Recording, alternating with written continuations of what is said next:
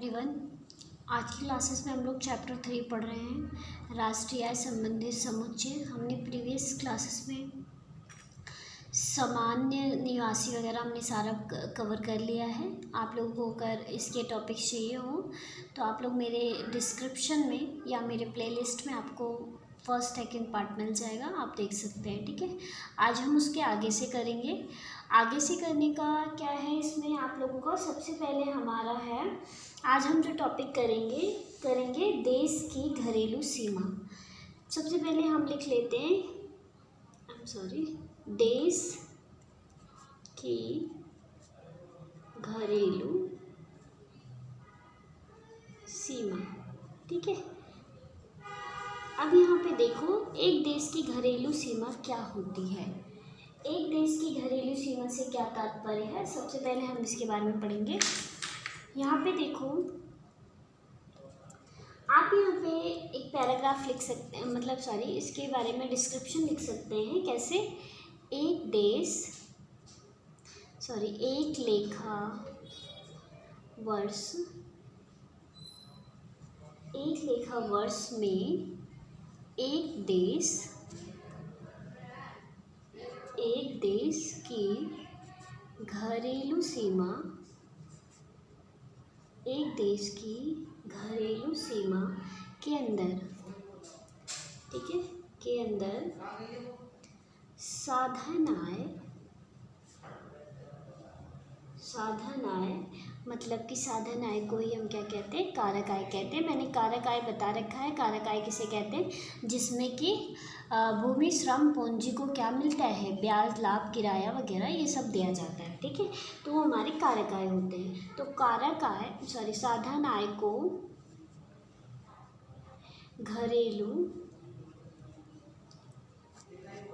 घरेलू आय कहा जाता है। ओके, एक लेखा वर्ष में एक देश की घरेलू सीमा के अंदर साधन आय को घरेलू आय कहा जाता है। ठीक है, अब यहाँ पे देखो, हमने तो ये बताया है कि घरेलू सीमा का मतलब क्या होता है। तो अगर हम इसकी डेफिनेशन लेंगे तो आप लिख सकते हैं यहाँ से डेफिनेशन, इसका आर्थिक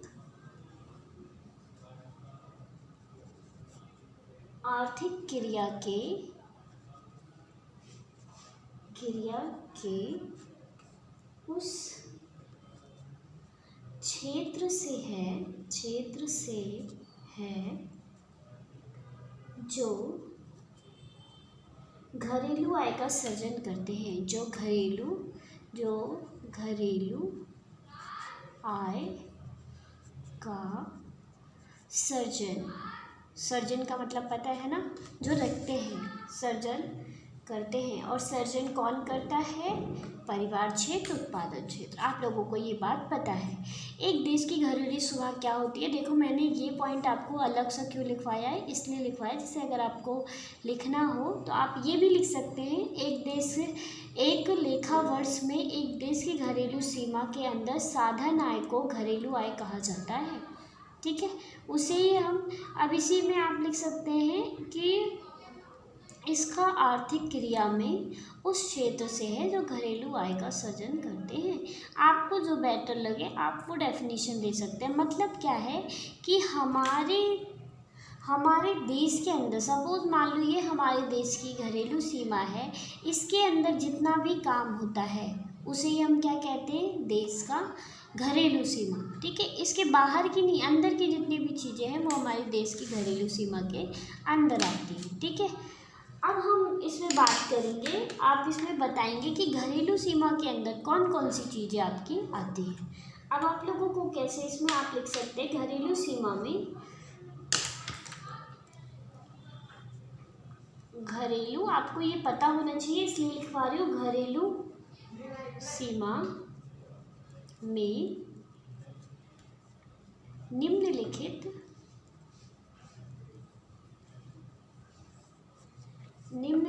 को सम्मिलित किया जाता है।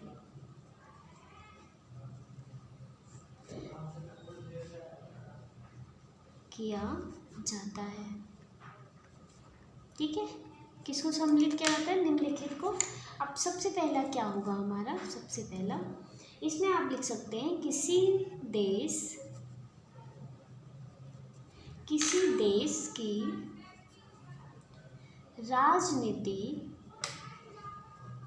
राजनीतिक सीमा जिसमें सामूहिक सीमा भी शामिल होती है।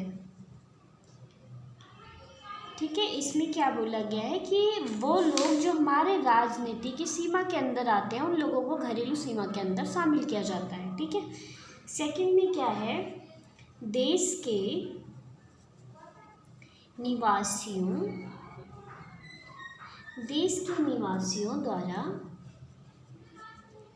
विश्व के विभिन्न भाग, मतलब वो किसी भी जगह पे हो, किसी भी भाग में हो, विभिन्न भागों में चलाया जाने वाले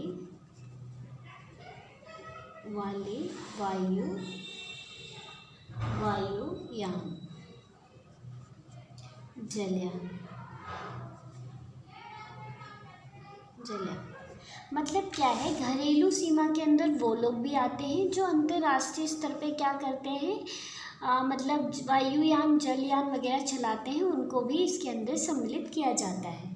अब तीसरा कौन कौन से आते हैं? तीसरा आप इसमें लिख सकते हैं एक देश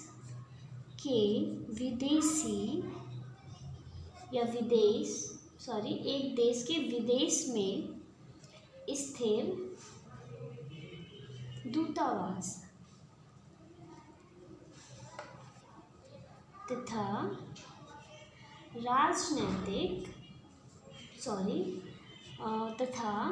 दूतावास या सैनिक प्रतिष्ठान। ठीक है, मतलब वो हमारे देश के ही होते हैं, लेकिन किसी अन्य देश के अंदर क्या करते हैं, वो अपने काम को पूरा करते हैं, तो उन्हें भी हमारे घरेलू सीमा के अंदर रखा जाता है। इतना क्लियर है आप लोगों को?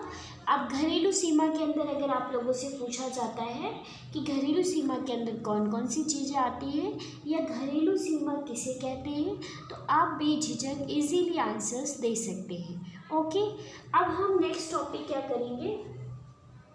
हमारा आगे का टॉपिक होगा, देखो मैंने आप लोगों को कारक आय तो लिखवा ही दिया है, कारक आय मेरी प्रीवियस वीडियोस में मिल जाएंगे, इसलिए मैं साधन आय मैंने बताया आप लोगों को कि कारक आय, साधन आय को ही हम कारक आय कहते हैं। कारक आय किसे कहते हैं मैंने प्रॉपर डेफिनेशन दी हुई है, तो अगर आप लोगों को दिक्कत हो तो आप प्लीज़ वहाँ से ले सकते हैं, मेरी वीडियो से देख सकते हैं, टॉपिक्स मिल जाएंगे आपको। उसके बाद नेक्स्ट हेडिंग होगी हमारी घरेलू आय, घरेलू आय का राष्ट्रीय आय में परिवर्तन। अब देखो इसको ना आप लोगों को थ्योरी में नहीं, आपको न्यूमेरिकल समझना है, लेकिन उससे करने से पहले मैं आप लोगों को ना कुछ टॉपिक्स में कुछ चीज़ें हैं जो कि मैं आपको क्लियर करना चाहूँगी। इसमें देखो क्या बोला गया है, घरेलू आय एक लेखा वर्ष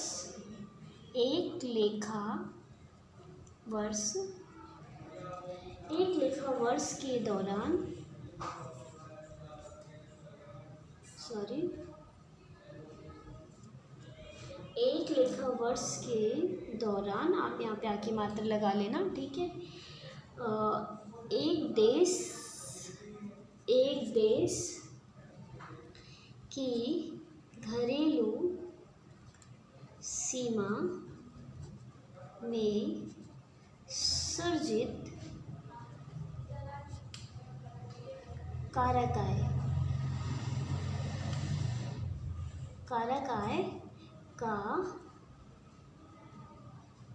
कुल जोड़, ठीक है, कुल कुल जोड़ है, जिसे कि हम क्या कहते हैं, घरेलू आय कहते हैं। अब इसमें परिवर्तन के लिए इसमें राष्ट्र की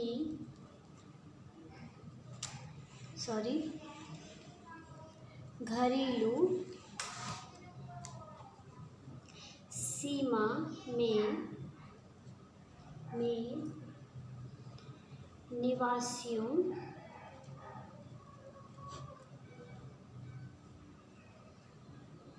तथा गैर निवासी या निवासियों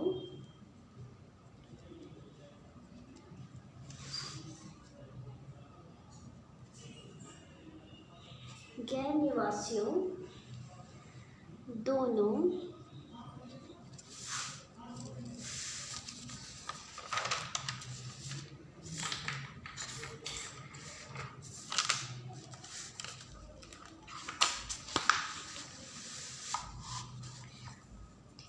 दोनों आप यहाँ पे लिख सकते हैं आगे से कि दोनों की कार्य सम्मिलित की जाती है। दोनों की कारक आय सम्मिलित की जाती है। ओके, तो भाई अब एक बात बताओ आप लोग मुझे कि यहाँ पे हमारा क्या होगा। सबसे पहले हम दोनों की आय को क्या करते हैं, सम्मिलित करते हैं। अगर हम घरेलू की बात करें तो उसे हम क्या कहते हैं, जीडीपी कहते हैं। क्या कहते हैं, जीडीपी, ग्रॉस डोमेस्टिक प्रोडक्ट, ठीक है। और राष्ट्रीय आय को क्या कहेंगे,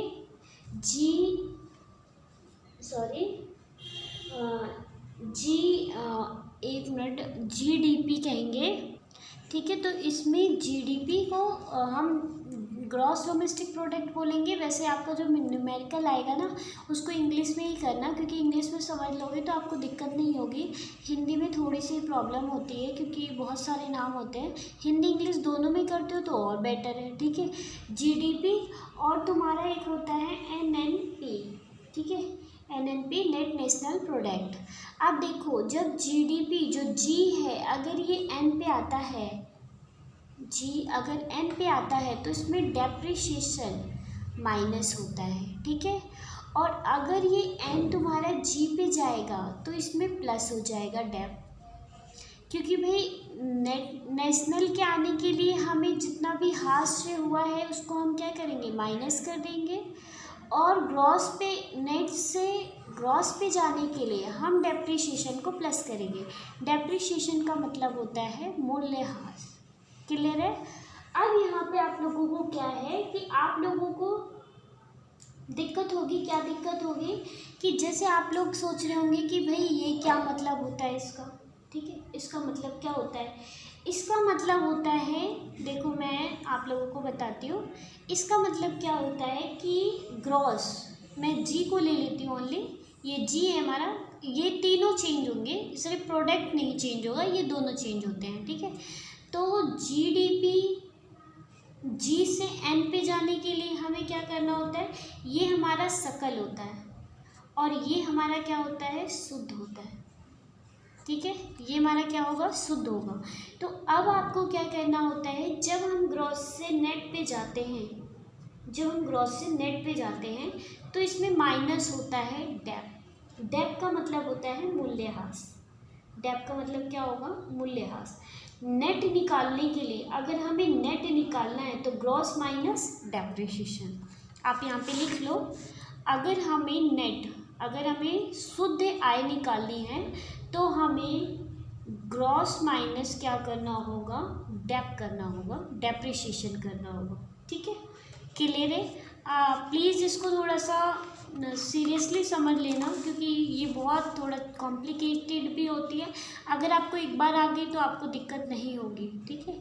और अगर आपको नहीं आई तो आपको क्वेश्चन करने में दिक्कत होगी। तो ये ग्रॉस से नेट पे जाएंगे तो माइनस होगा डेप्रिसिएशन, और नेट निकालने के लिए ग्रॉस माइनस डेप्रिसिएशन होता है, ठीक है। इसको ध्यान रखना। अब हम देखो यहाँ पे ये ग्रॉस को हमने नेट में कन्वर्ट कर लिया, ठीक है। ये हमारा क्या बन गया, नेट बन गया। तो नेट के लिए हमने डेप कर दिया। अब हमें डोमेस्टिक से किस पे कन्वर्ट करना है, प्रोडक्ट पे क्लियर करना है। डोमेस्टिक प्रोडक्ट से हमें नेशनल प्रोडक्ट पे जाना है। तो डोमेस्टिक से मैं यहाँ पे डी लिख दे रही हूँ। डोमेस्टिक से अगर हमें नेशनल पे जाना है तो हमें क्या करना होता है, प्लस में NFIA, ठीक है, NFIA को क्या करना होता है, प्लस करना होता है। अब आप कहेंगे NFI का मतलब क्या होता है, तो मैं आप लोगों को यहाँ पे NFIA की फुल फॉर्म बता देती हूँ। इसे हम कहते हैं नेट, N से नेट और F से फैक्टर, I से इनकम, इनकम एब्रॉड, ठीक है, A से क्या होगा, एब्रॉड, ठीक है, समझ में आया, नेट फैक्टर इनकम एब्रॉड। अब आप देखो यहाँ से हिंदी में आप लिख सकते हैं विदेशों से प्राप्त शुद्ध साधन आय।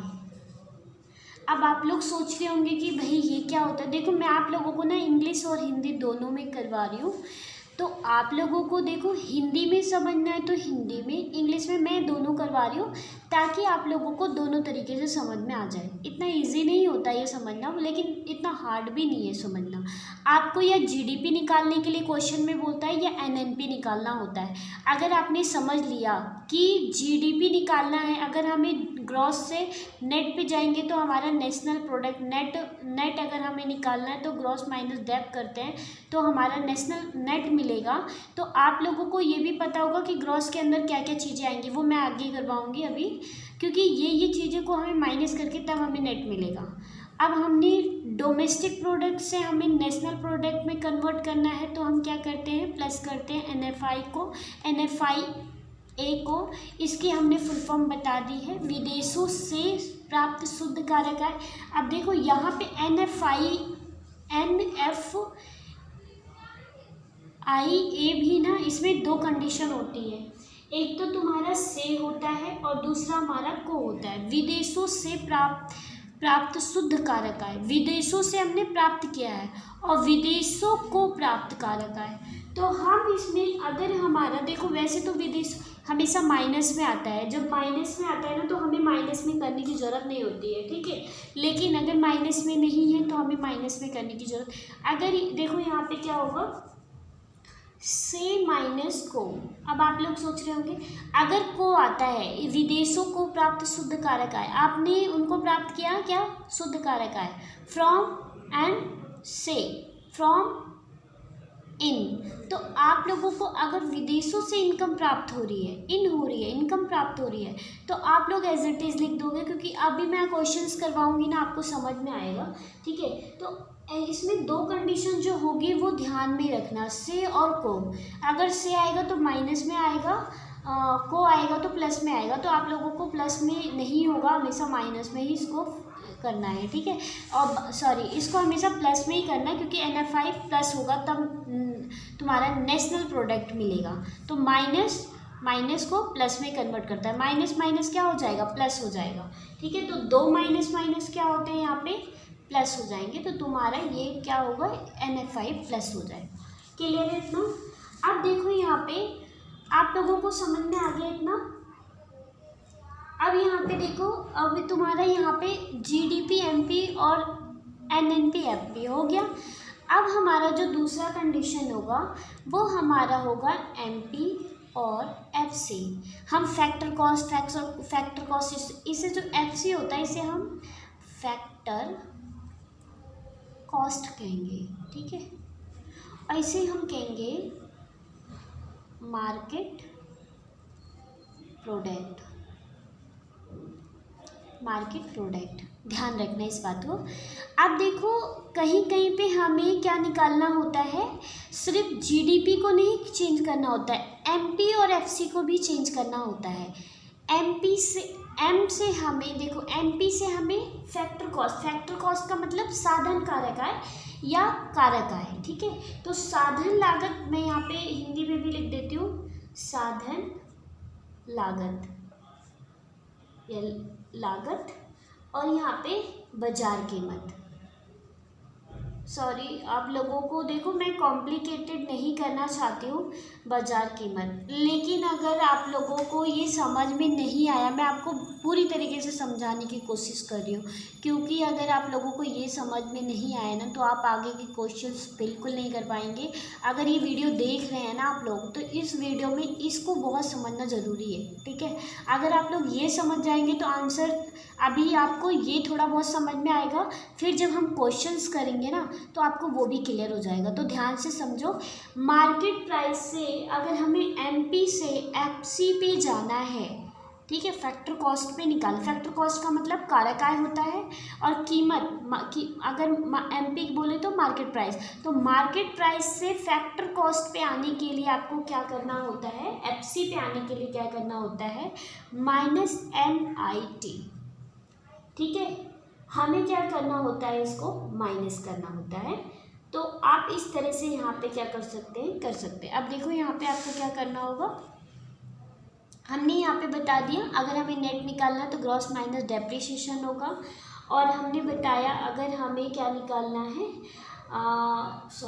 हमें NP निकालना है। NP मैंने बोला था national product, NP national product, आप लोग ध्यान से देख लो, मैंने बता दिया है, ठीक है। नेशनल प्रोडक्ट अगर आप चाहो तो मैं लिख सकती हूँ, कोई दिक्कत नहीं है। नेशनल प्रोडक्ट, ठीक है। तो ये नेशनल प्रोडक्ट है, और ये क्या होगा, डोमेस्टिक प्रोडक्ट,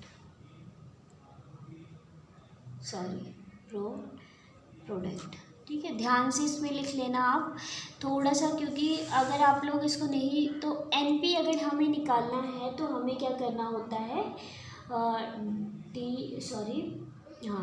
डोमेस्टिक को प्लस करना होता है किससे, NFIA से, ठीक है। अब यहाँ पे हमारा ये क्लियर हो गया, मैंने आपको ये बता दिया, ठीक है। उसके बाद अगर हमें FC निकालना है तो FC निकालने के लिए हमें क्या करना होता है, NP माइनस में NIT, ये एक टैक्स होता है, ठीक है। NIT तुम्हारा क्या होगा, टैक्स होगा। इसे हम नेट इनडायरेक्ट टैक्स बोल सकते हैं, इसकी फुल फॉर्म होती है नेट इनडायरेक्ट टैक्स। तो हमें मार्केट, अब भाई यहाँ पे मार्केट में टैक्स लगा था, तो हम इसको जब माइनस करेंगे तो ये साधन बिल्कुल कारक आय बन जाएगा, ठीक है, क्योंकि यहाँ पे चेंज हो रहा है, प्योर डाटा चाहिए ना आपको, तो आप इसमें से टैक्स को हटा दोगे। अब सेम वही कंडीशन है, अगर आपको FC से MP पे जाना है तो आप क्या कर देंगे, प्लस कर देंगे, ठीक है। देखो मैं क्लियर कर दूँ, NP से FC पे आने के लिए माइनस होगा, NIT नेट इनडायरेक्ट टैक्स, और FC पे MP पे जाने के लिए क्या करना होगा, प्लस करना होगा NIT। समझ में आया, क्लियर होगा। आई होप आप लोगों को ये जो मैं समझा रही हूँ, सिर्फ आपको अभी कुछ नहीं करना, ज़्यादा दिमाग लगाने की ज़रूरत नहीं है, बिल्कुल जो मैं समझा रही हूँ ना इतना सा समझ लो फंडा, बस ये अगर आपने इतना सा फंडा समझ लिया ना, अभी आपको ना क्वेश्चन पे जाना है ना कुछ करना है, सिर्फ आपको ये पता होना चाहिए ग्रॉस से जाने, अगर ग्रॉस निकालना है तो नेट डेप्रिसिएशन को माइनस करेंगे। आप यहाँ पे मैं डायग्राम के अकॉर्डिंग बता देती हूँ, अगर आप लोगों को दिक्कत हो रही है तो अगर हमें G से N पे जाना है तो हमें माइनस करना होगा डेप, और N से G पे जाना है तो प्लस करना होगा डेप, ठीक है। ये समझ में आ रहा है आप लोगों को, डेप्रिसिएशन प्लस कर देंगे, इसमें हम माइनस कर देंगे। और अगर यही चीज़ अगर हम डोमेस्टिक प्रोडक्ट और हम नेट प्रोडक्ट की बात करें, तो डोमेस्टिक से अगर हमें इस पे आना है तो हमें क्या करना होगा, NFI क्या करना होगा, प्लस करना होगा। और अगर हमें क्या करना होगा, नेशनल से अगर हमें डोमेस्टिक पे जाना है तो क्या कर देंगे, हम NFIA माइनस कर देंगे। ध्यान रखना इस बात को, ठीक है। आप लोग इसको नोट कर लेना क्योंकि बहुत इंपॉर्टेंट है, क्लियर इतना, इतनी चीज़ें आपकी क्लियर होनी चाहिए। सकल घरेलू उत्पाद GDP, ठीक है। अब देखो यहाँ पे ध्यान से, NNPFC क्या होता है, ठीक है, इसे हम राष्ट्रीय आय कहते हैं। NNPFC को हम क्या कहते हैं, राष्ट्रीय आय। I am sorry.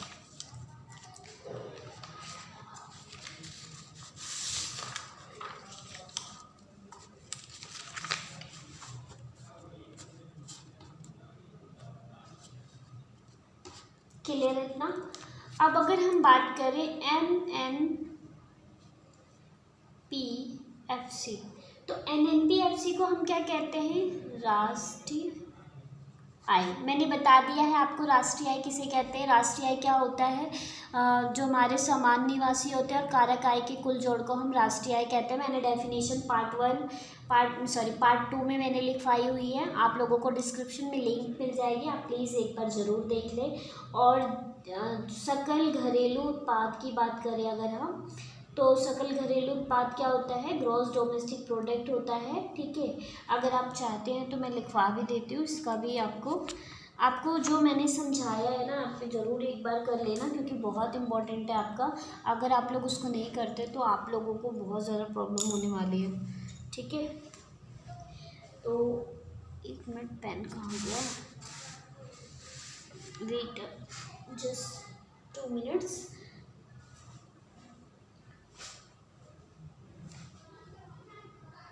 ठीक है, तो हम ये NNPFC राष्ट्रीय आय होता है, ठीक है। और तुम्हारा जो सकल घरेलू उत्पाद होता है उसे हम GDP MP बोलते हैं। सकल घरेलू उत्पाद को सिर्फ तुम्हारा सकल घरेलू उत्पाद को GDP बोलते हैं, ठीक है। तो आप यहाँ पे लिख सकते हैं सकल घरेलू उत्पाद GDP, ठीक है। अगर आप इसमें लिखना चाहते हैं तो आप बेशक इसकी डेफिनेशन में लिखवा देती हूँ आप लोगों को, क्योंकि ये आता है एक वर्ष में किसी देश की घरेलू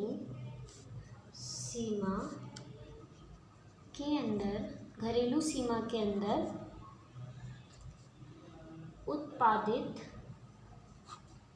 उत्पादित अंतिम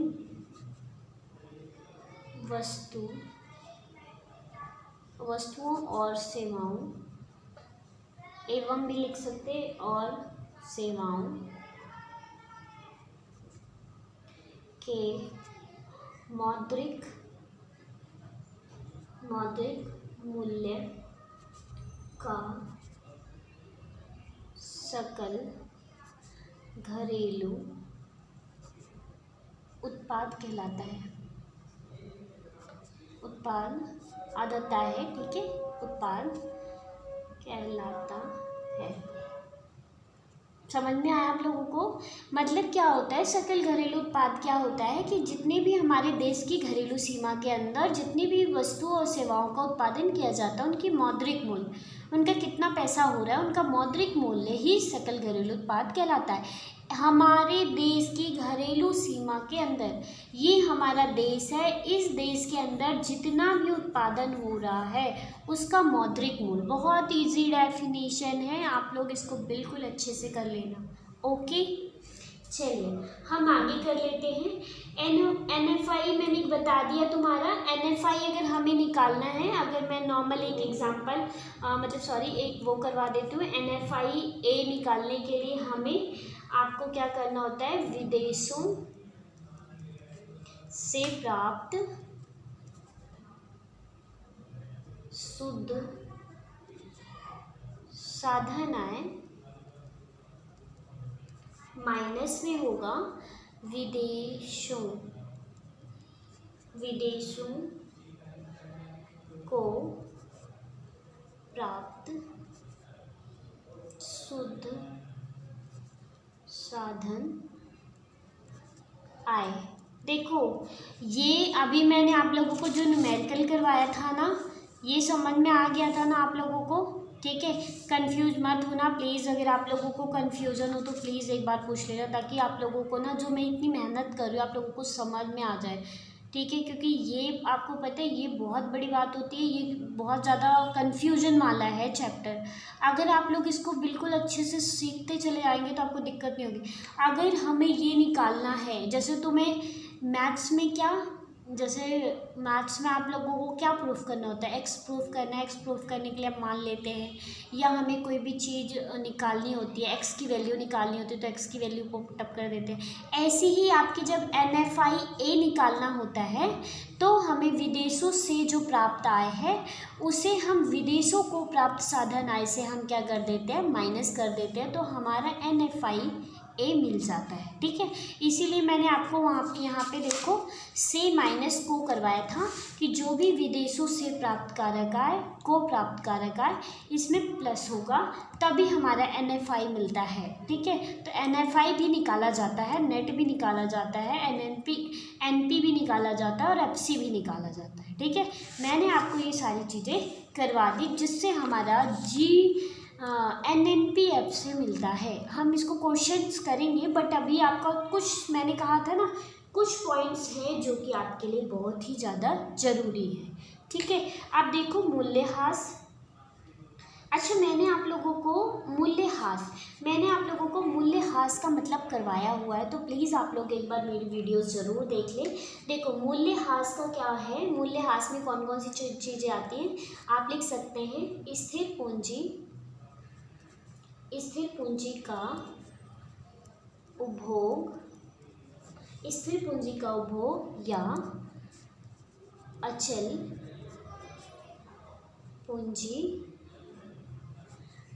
पूंजी मतलब डेट, ठीक है, का उपभोग या घिसावट, ठीक है, घिसावट। ये जितने भी वर्ड्स मैंने लिखवाए ये सारे क्या होते हैं, मूल्यह्रास होते हैं। कहीं पे भी क्वेश्चन में आपको ये सारे वर्ड मिल जाए ना, इसका मतलब आपको वो सारी चीज़ें माइनस कर दी है, ध्यान रखना इस बात को, ठीक है। उसके बाद हमारा क्या है, FC मैंने बता दिया है आपको।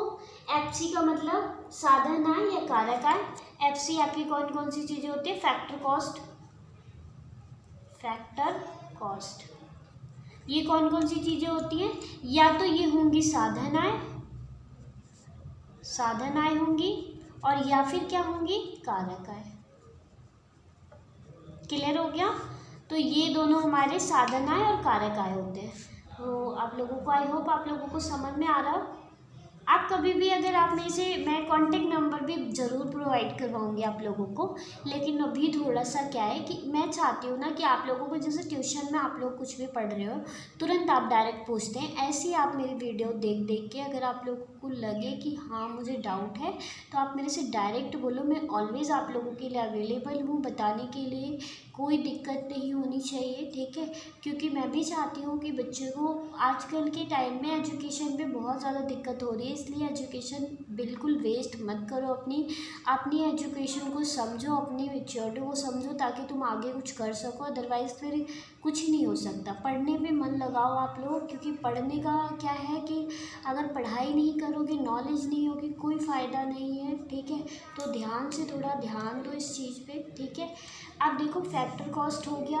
अब हमारा क्या है नेक्स्ट, आर्थिक सहायता या अनुदान। मैंने अनुदान करवाया हुआ है आप लोगों को, है ना। नेक्स्ट वीडियो में आप लोगों को मिल जाएगा आर्थिक सहायता या अनुदान। अनुदान को हम क्या कहते हैं, इसको हम क्या कहेंगे, अगर आपको क्वेश्चन में आर्थिक सहायता या अनुदान कहीं पे भी दिख जाए तो इसको समझ लेना ये क्या है, सब्स्टिट्यूशन,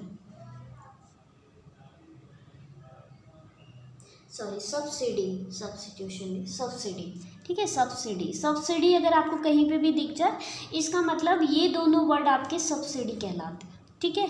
जो कि हमें सब्सिडी, अनुदान देना पड़ता है, हमें कुछ खर्च नहीं करना है, अनुदान देना है, ठीक है। और मैंने आप लोगों को करवा दिया, NIT भी करवा दी हमने आपको, है ना, नेट डायरेक्ट टैक्स NIT। प्रत्यक्ष कर। और देखो NIT भी निकालनी है तो मैंने NIT का बता दिया है आपको, NIT कैसे निकलेगी, है ना।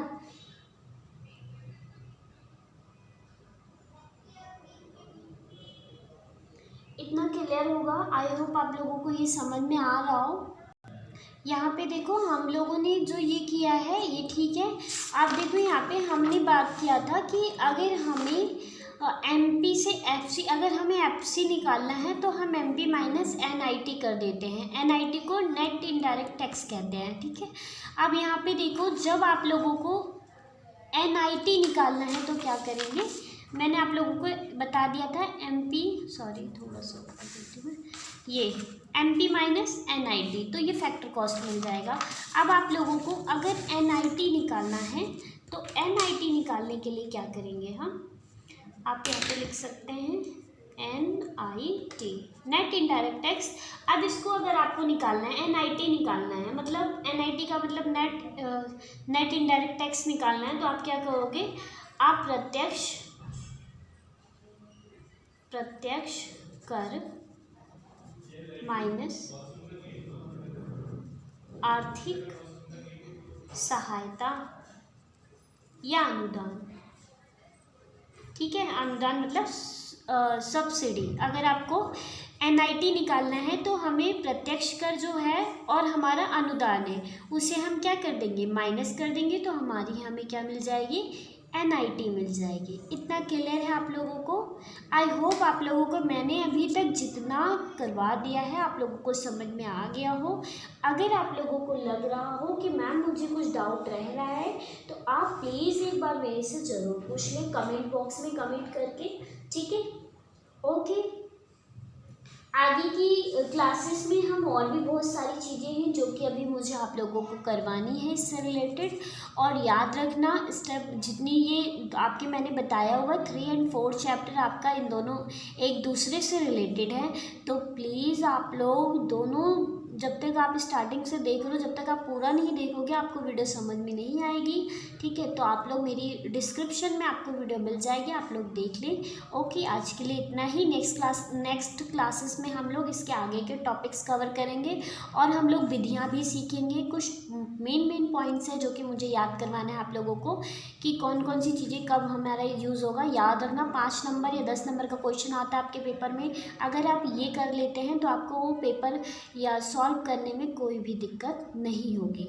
ओके, आज के लिए इतना ही। Thank you for watching my video and अगर आप लोगों को अच्छा लग रहा हो और अगर आपके पास में ऐसा हो कुछ जिसको हेल्प की ज़रूरत हो तो आप मेरी वीडियो ज़रूर उससे शेयर करें, ठीक है, लाइक करें। अगर आप लोगों को लगता है कि मुझे मैम का वीडियो हमेशा देखना है, अपडेट रहना है, तो आप मेरी वीडियो को सब्सक्राइब भी कर सकते हैं, ठीक है। आज के लिए इतना ही, मिलते हैं नेक्स्ट क्लास में, तब तक के लिए बाय। ओके।